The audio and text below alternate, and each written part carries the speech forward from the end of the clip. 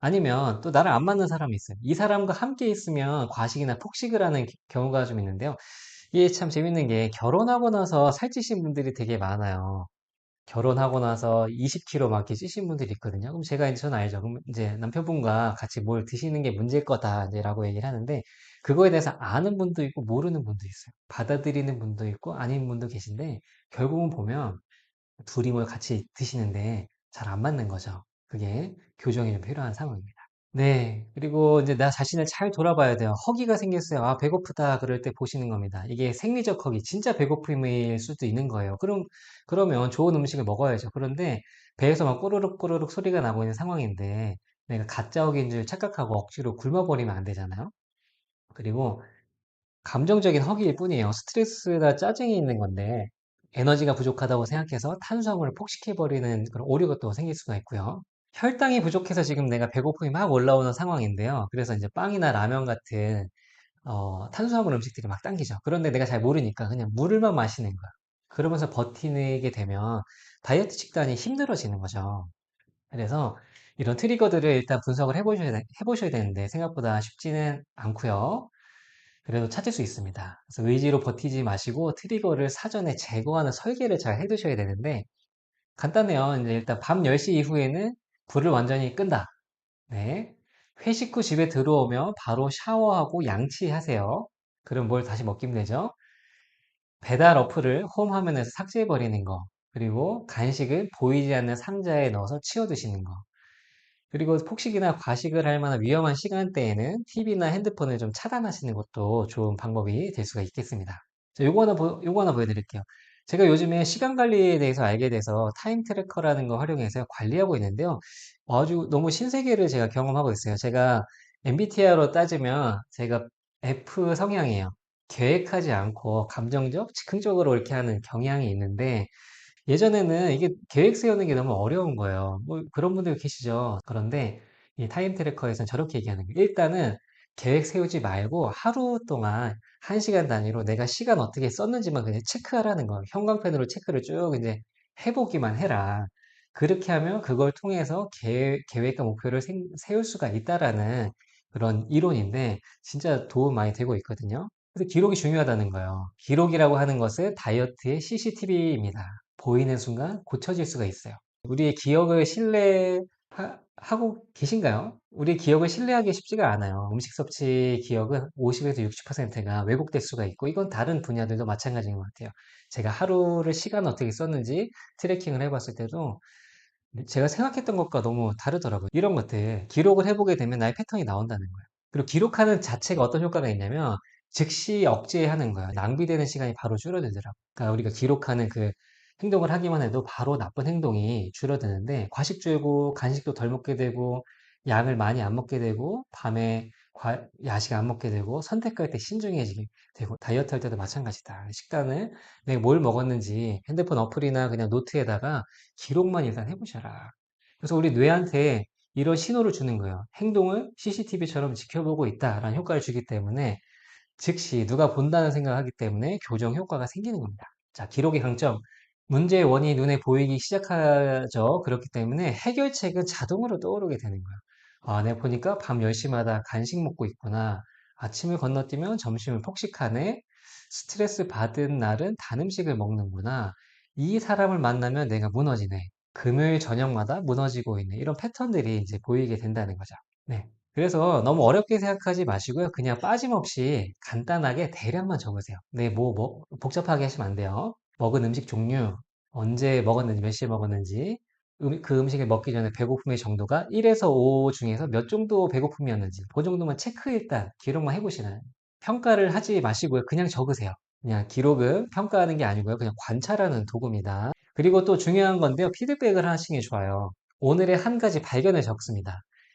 이거 적는데 뭐 1분 정도 전체 적는데 5분 걸릴까요? 5분도 안 걸릴 것 같은데 마지막에 이제 오늘 내가 나를 돌아봤을 때 나의 기록을 봤을 때 아 이게 이런 부분이 내가 알게 되었구나라고 하는 그 핵심 알게 된 내용만 하나 딱 적어주는 거예요. 피드백을 하게 되면 이제 매일매일 그런 피드백을 찾아 나가기 시작하다 보면 뭐 일주일에 4번 정도 한다고 했을 때 일주일에 4개씩 한 달에 20가지 포인트를 잡을 수가 있잖아요. 이게 쌓이면 굉장히 나만의 노하우가 많이 생긴다는 거.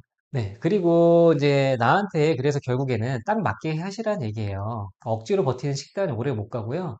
내 몸이 편안해야지 식단이 지속이 되는 거죠.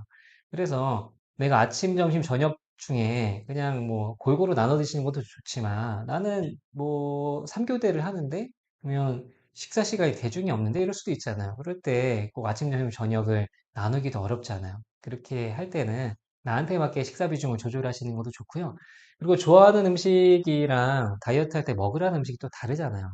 먹기 싫은 음식 먹으면서 다이어트는 못 하거든요. 저는 절대로 먹기 싫은 거 안 먹어요.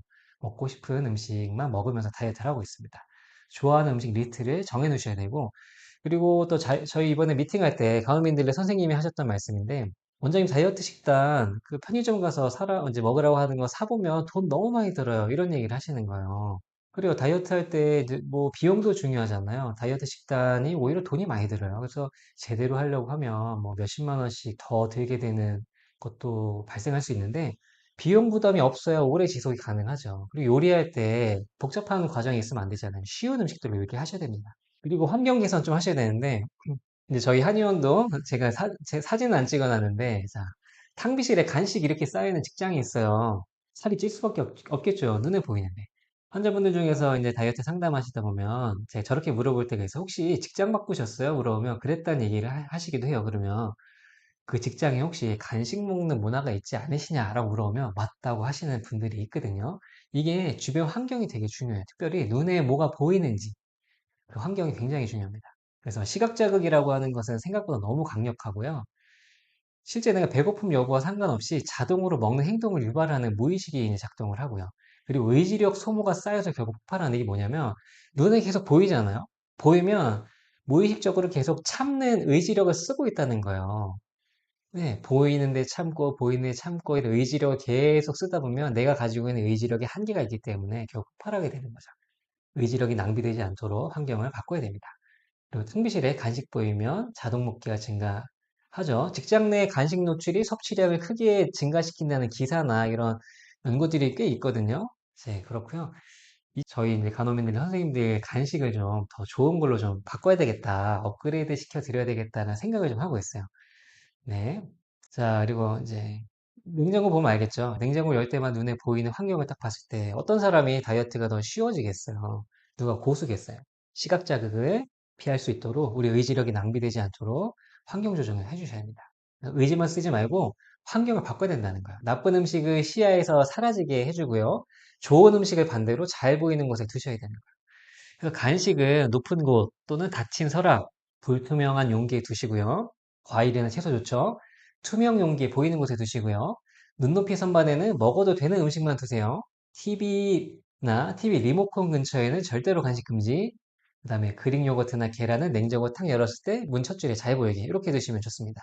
그리고 어플 볼게요. 와, 이제 어플에서 제가 하고 싶은 얘기 뭐냐면, 선택을 많이 하게 되면 선택이 되게 피곤한 일이에요. 그래서 다이어트가 힘든 이유는 의지가 약해서일 수도 있지만 너무 선택과 결정이 많아서 그래요. 저도 이제 라이브 끝나고 배고플 때 배민을 켤 때가 있어요. 오늘 저녁 못 먹었거든요. 뭘 먹어야 되지라고 켜게 되면 선택지가 너무 많은 거예요. 그 자체가 아주 피로감을 주고 있다는 거죠. 그래서 우리가 하루에 음식 관련 결정을 200회 이상 한다는 연구가 있어요.